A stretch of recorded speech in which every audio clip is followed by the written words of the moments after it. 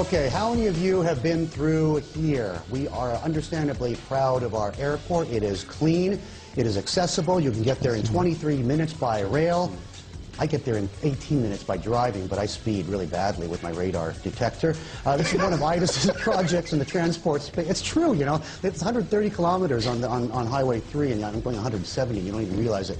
Aedas also worked on the Dubai and Toronto Metro rail systems, Whitechapel Station in London, NFL Stadium in Los Angeles, California, among the others. So they do a lot of things beyond office buildings, and they pepper up your life with a lot of the fun things and help get you around in one piece as well. Keith Griffiths is the Asia and Middle East chair for Aedas Architects, and Ed Rogers, of course, back with us on the show here. Just want to mention your book a little bit here, Travels with Aedas, some of the very, just from my perspective, eye-popping architecture in some cases, straight out of a Star Trek sci-fi film, and this is part of your corporate social responsibility mission. You're doing this as a charity project for a project in conjunction with the South China Post called Homes For Hope to help rebuild year on in the aftermath of the Sichuan earthquake. That's right, correct? Yes, yes. Has been selling fairly well? Are people yes, it's been selling very receptive well. to this? It's supported by Kelly and Walsh, and they've done a great job. It's in the front windows. And, anybody buying it, of course, the money goes straight to charity, straight to Chengdu. What this is really a reflection of the way that we do business. We're all over the world. We're in 40 offices. And unlike most architects that develop a piece of design back in their hometown of New York or London or wherever it is, we actually develop the design in the city that we're in. So we're embedded within the culture of that city, which I think is particularly important and relevant. So you're not a whole bunch of Brits just going around the world bagging contracts and going back home or anything like that. Like, you've been here for 20-something years. I've been here for 25 years, yes. Right. Ed? I love the fact, well, first of all, the art of architecture and your architecture is beautiful and wonderful. So it makes our physical presence, our world, a better world. As an investor, what fascinates me is that you're building a business that is a reflection of the coming of age of Asia and the opportunity set in Asia. You have broadly diversified projects across the Asian region based from a Hong Kong base. To me, this is part of the ever-evolving story of the coming commercialization of Asia and all the different investment opportunities that are varied and diverse in the architectural world. And I see that as a reflection of your comments earlier, what do I think about the markets these days? I think the Asian opportunity set is growing so dramatically in ways that it's almost incomprehensible. You have to go back 100 years to what America was to the world to fully grasp it. But the architecture and the physical surroundings is where you see it changing every day, and your company's a great reflection of that, I think. It's a very diversified company, too, isn't it? I mean, when one business segment slows down, I mean, you're not building, I assume you don't get a lot of orders to build huge behemoth investment banks anymore right now. Not right now. A lot of other things you're doing right now. And it seems like the cyclicality really doesn't affect you on the whole. Can I ask you, I mean, what is, in terms of staffing, you've been growing, if I'm not wrong, right? You haven't been laying people off, or have you? We did go through a slight downturn period about 4 or 5 months ago, at the end of last year, but now we're growing again. Because it does take time to re-engineer. It does take time to shift from one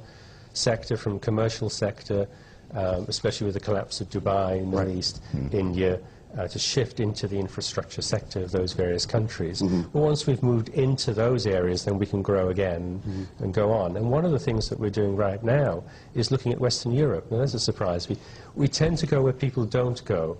But what we've seen is there's an opportunity in Western Europe right now to pick up existing small practices that may be struggling but have a very, very high design portfolio, bring them into the Aedas group, rebrand them, re-engineer them, so that in 2 or 3 years' time we'll have a network across Western Europe, which we'll have built in a down period.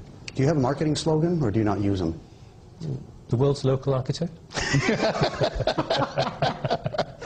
I don't know. This is scary for so many reasons. That's exactly what I was thinking. I'm not sure whether HSBC would have a thing or two to say about that. Hey, since we're talking about beautiful things, let's also talk about another important part of life, as important as breathing itself, okay? Forget money and markets and bombing banks for a second.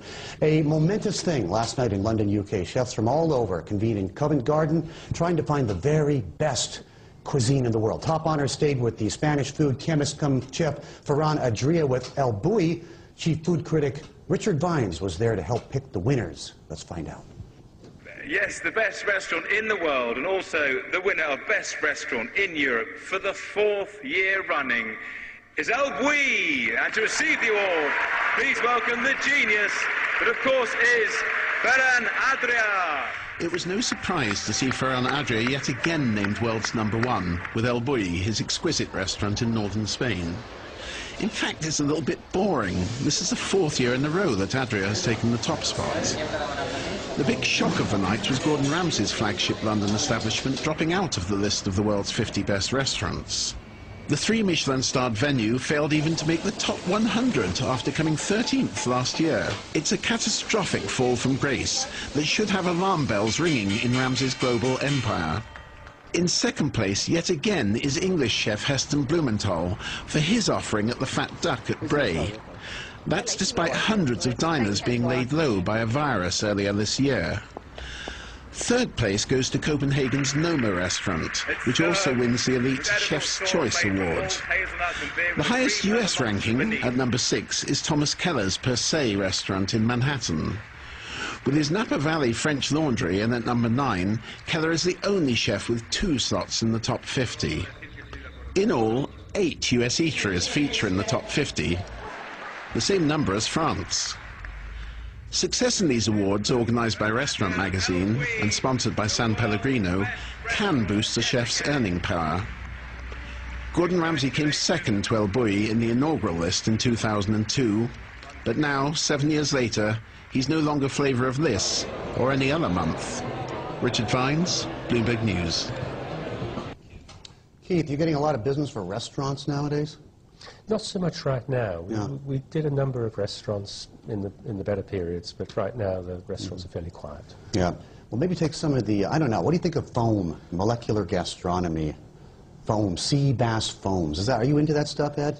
You know, I like food, as might well be apparent, and I think Asia's a great place for food, and I love eating in nice restaurants, so please build some more. Absolutely. Maybe attach them to each other. Rejuvenate. Take some banks and turn them into restaurants. Fine restaurants. Call them Banks Ahoy or something like that.